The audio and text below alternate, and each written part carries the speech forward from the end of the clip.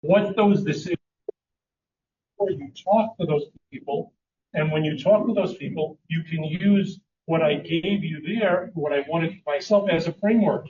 You may agree with it, you may disagree with it, you may formulate what you think is best for you after you speak to your spouse and your family.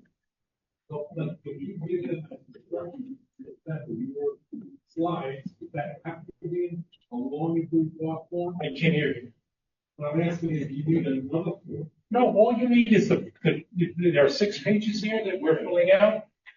You fill it out, you send it to the Ministry of Health, registered mail, with your food information.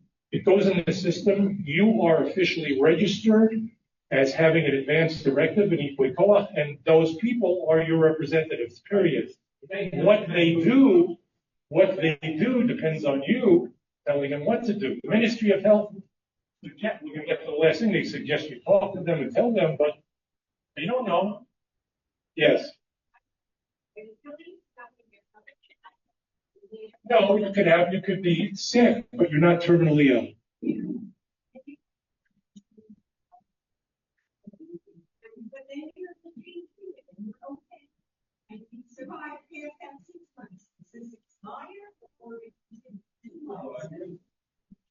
This, you're filling it out when you're not terminally ill. A doctor decides you're terminally ill. You know what? Sometimes doctors are wrong. And some terminally ill patients live for 4 or 5 years.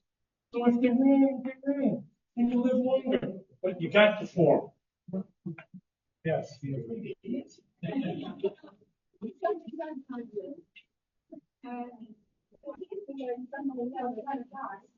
can choose not to skip nutrition. Yeah, you could. Well, there are halachic problems of not giving water and nutrition. That's a different issue. The Ministry of Health doesn't worry about that. Terminally ill, yeah, you may worry about that, but that's why you might want to consult and tell your surrogate what you want, but you probably might, and I'm going to get that afterwards, you might want to talk to the doctor, and you might want to talk to the rabbi.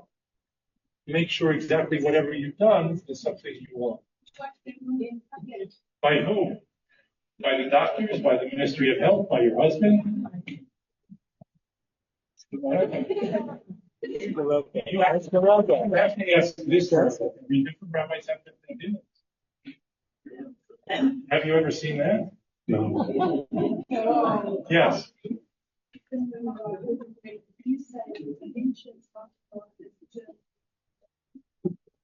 Absolutely not. When we were designing the terminally ill law, some people wanted to put in dementia. Dementia is not a terminal illness.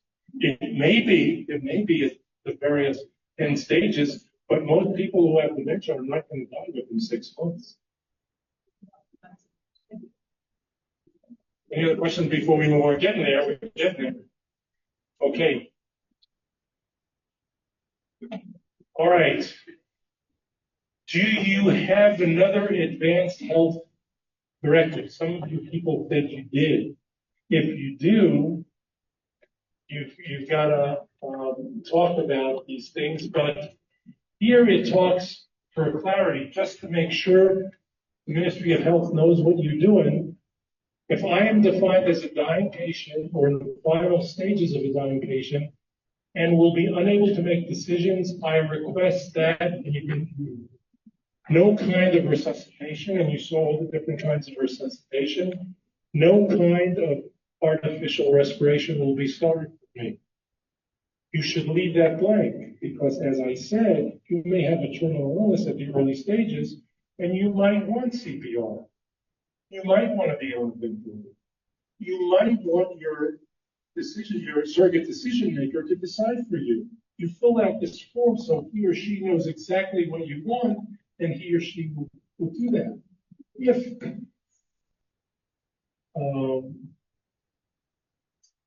my power of attorney will be able to make any decision regarding my medical care, including regarding lifelong treatment, whether it is for content, refusal, avoidance, within the limits of the law and subject to G. So if you write, you don't want CPR, you don't want to be on a ventilator, and based on what you've told the surrogate decision maker that you would want it, this says you have to go according to this form and not according to your equal. So therefore, leave it blank. You've decided this person's going to represent you. Let him represent you and do what you've decided to tell them what to do. This is the most interesting part of the form. You may or may not fill it out. This gives the option for someone, I will be given exceptional life-prolonging treatment, even if the treatment providers are of the opinion that the circumstances do not justify it, and no decision will be made to refuse giving medical life-prolonging treatment. This was put into the hearing. Okay. We had a real problem. I think it was Litzman was the Minister of Health at the time when we were going through this law, and he says, it's terminal ventilators, it's for limiting care. We said, no, you don't understand. This is to allow the autonomous decision of the person making the decision. If the person's already and they want CPR, then they can say they want CPR. And we also, you start using palliative care patients, you're going to die quicker. There was a study in the New England Journal of Medicine in terminal lung cancer patients, where half the patients were given the typical chemotherapy and half were put on palliative care. And it turns out the people who were put on palliative care lived longer than the ones who were getting aggressive treatment.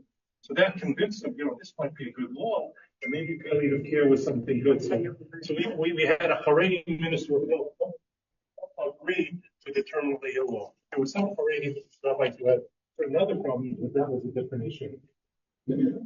Okay. Yes, sir. Okay. To remove any doubt, this applies only to medical and nursing care. It doesn't apply to financial and property, things which we said is another form.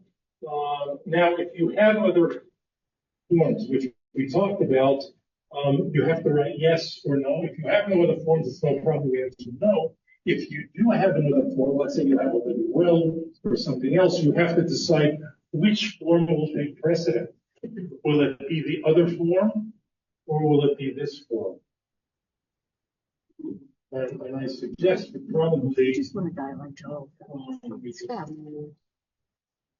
there's a conflict which prevails, and you probably, if you spend a lot of time speaking to the person who's making decisions for you, as opposed to the lawyer who filled out the medical forms with the monetary forms, it probably should be this form. But if you have more than one form, you have to fill that out. Okay. Almost final form.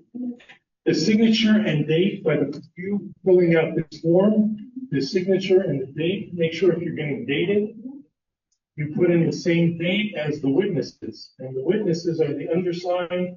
They have to write if they know you personally, it's your neighbor. But if not, if you have some kind of ID or driver's license or do not say showing you are with your picture, they can check that off.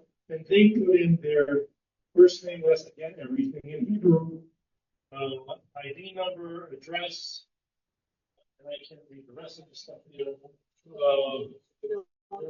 Most important that the time and the times and the dates are exactly the same. They have to be signed at the same time that you're signing it and the witnesses sign it. Okay? And again, you can fill it out. Your neighbors, people sitting here can be witnesses and signing. Yes. Is there any requirement for the power of attorney people to sign anything? Yeah, they're right. The witnesses. The people that we appoint. Next page. Okay, this is not, yes. Question. Can a married couple be witness for a non-relative before or someone else? Yeah. Okay, that's what I thought. So the witnesses can be related. The witnesses can be related, but not. Oh, no, you mean on the same form? Yeah, let's assume. But also like your. Charlie, it's easy to get someone else to sign. I hear you. I think you're best off avoiding it. Just two separate. Yeah. I mean, it might be okay, but why look for trouble?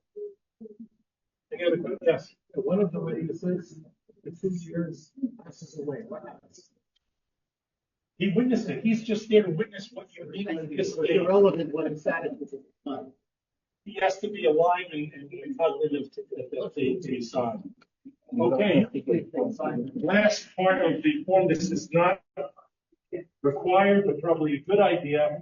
If you've spoken to the people who are going to be your, thank you, are going to be your equally co-op, it's probably a good idea. I'm sure they shouldn't have a problem signing and dating the form also. The two people, it can be up to 4 here too. Okay. It's probably a good idea to have them date the same date, but it's probably not necessary because this is an optional thing that is really not required. Questions? Is there a priority sequence as far as? No, the priority is in the form before. This is just have the people sign. That they agree to do it. So they can fight it all out. Excellent. Well, hopefully then you're going to work it out so they don't fight. Well, hopefully. Yes. Yeah. Verbal power of attorney? I don't know what an attorney is. Same as girl. Oh, you speak a different English. Okay. Any other questions? Yes.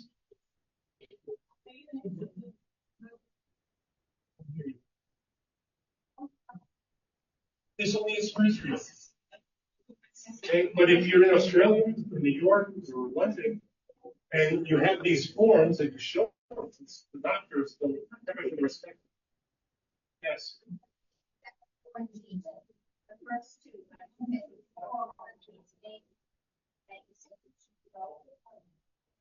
Or G.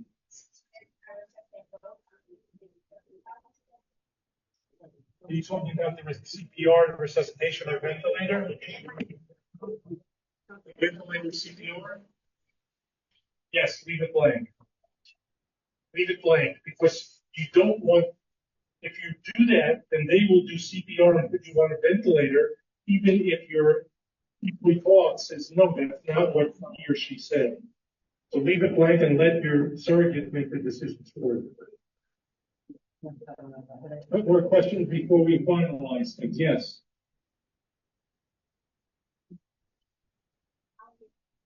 Yes.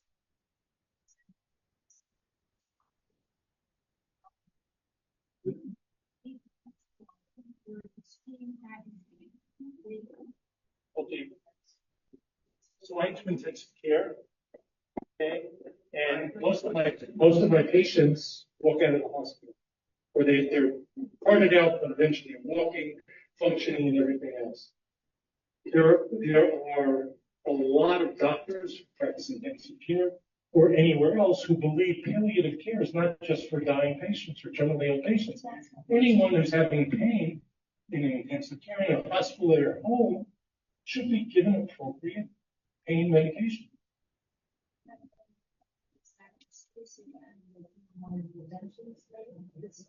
Well, then it's much more important. So if you have decided you're a terminally ill patient, you no longer want curative treatment, you don't want chemotherapy, you don't want radiation, you're on home care, you're getting palliative care, they're coming to you, you don't want to be in the hospital, they will do everything for you so you do not suffer and have the best quality of life you can have.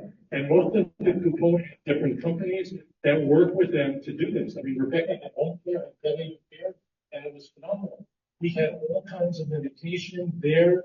Anytime we had a phone, we called the doctor, we called the nurses, and they cured everything.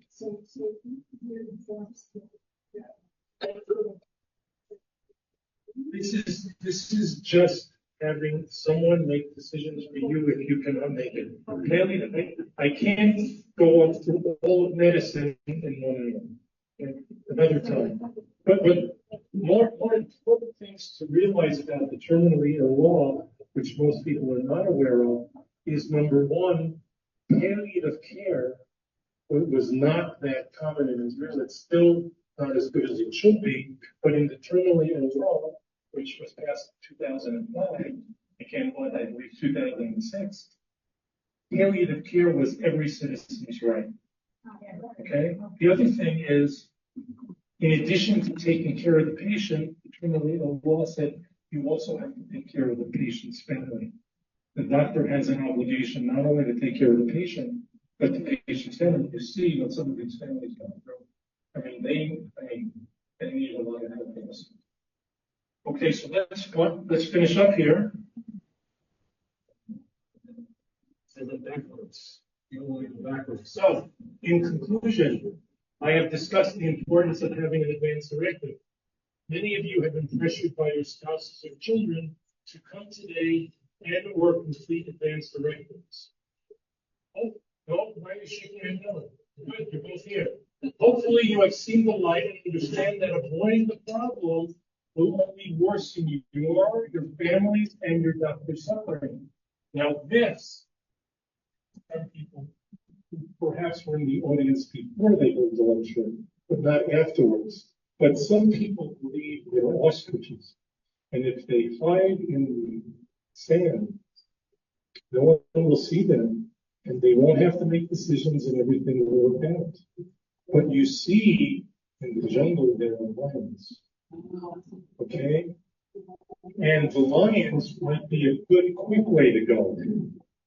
If you don't have a legal advanced directive, there are worse things than putting your head in the sand and being killed by a lion. So hopefully you realize that, and you will take the plunge, and if you haven't filled out the advanced directive, you will soon. More importantly, I think it's important to think of an advanced directive as an insurance policy. How many people have insurance on their apartments? Not everyone's raising. How many people don't have insurance for their apartments? I mean, if you have a burglary, if someone here recently had a fire a few weeks ago, I understand they're taking care of the damages, but you're going to be able to live somewhere else. The insurance is taking care of it. I mean, would you imagine living in your apartment without having insurance? I mean, and think about it. You're willing to walk through life and not have insurance for an advanced directive to make sure everything happens according to the way you would like. If God forbid, we're not lucky and we can't go out like my grandmother. Anyhow, keep that in mind. You have learned about different types of advanced directives in the process for creating an advanced directive. As I mentioned, I prefer the abridged power of attorney, especially the other form, which is very easy to use because it's simple to complete, doesn't require a doctor, lawyer, or nurse, and allows the flexibility for difficult medical decisions. Remember, you must review the protocol with your overall desires for receiving or refusing. There may be things you want that other people won't, or refusing things that other people would want at different disease stages. Review these decisions with your entire family, and also consider discussing them with your healthcare professionals and your rep. Even if you did not complete the protocol form today, you probably were able to pull out most of the basic information. The difficult further information, which you may not have been able to fill out right now, in terms of what you consider as significant suffering, who should be your equal, you can probably wait and do that later. Most of the form, I think, is easily filled out from the information I've given you. Isaac will send all of this presentation to you, so you'll have all that information for you to do in the future. And that's what can wait. So finally, your children or even your grandchildren can help complete the form, especially the Hebrew if you haven't done it yet, and help generate discussion and perhaps even motivate your children to fill out the form too, because they're not as young as they used to be. What treatments to request or refuse at different stages can be discussed after the formalities of completing the form. And I think the most important thing is there are no right or wrong answers. You have to decide what's right for you. It may be very, very different than your spouse. We had many family discussions over the years, And my desires were very, very different than Rebecca's. It was interesting that over the years, my desires got closer to hers, going through her terminal illness. My wishes may be very different than yours, but hopefully, describing my own wishes made it easier to decide what you want. Again, it's because there are different stages. You may be very healthy now, you may have a chronic disease, and you may have a terminal illness, but there may be different stages. Most importantly is the complete reforms based on what we heard today. If you haven't yet, the presentation, and hopefully there may be a recording, will be available for everyone to use in the future or share with others. And you should talk about this with your kids, your grandkids, and your neighbors and your friends in the community, because everyone should really be doing this. Thank you very much.